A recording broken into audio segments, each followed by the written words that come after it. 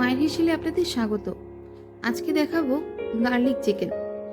তার জন্য আমরা নিয়েছি বোনলেস চিকেন, ছোট ছোট পিস করে কেটে নিয়েছি। তার মধ্যে দিচ্ছি 1 টেবিল চামচ লেবুর রস, আদা বাটা, রসুন বাটা,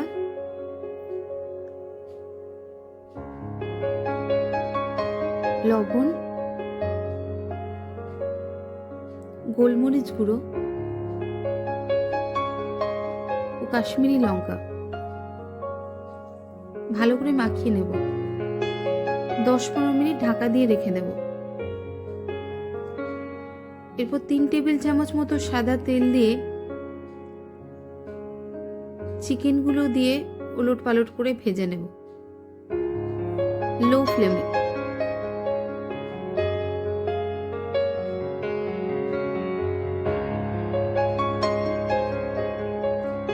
চিকেনগুলো লাল হয়ে গেছে, ভেজে এবার তুলে নেব। এবার 1 চামচ তেল নিয়ে তার মধ্যে দিয়ে দেব রসুন কুচি।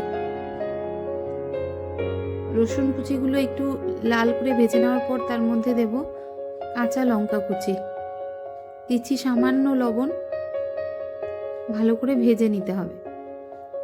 এর মধ্যে দিচ্ছি অল্প পরিমাণে সোয়া সস,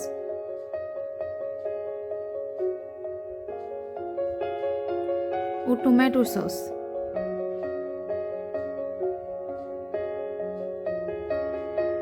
ভালো করে মিশিয়ে নিয়ে দেব ধনেপাতা কুচি।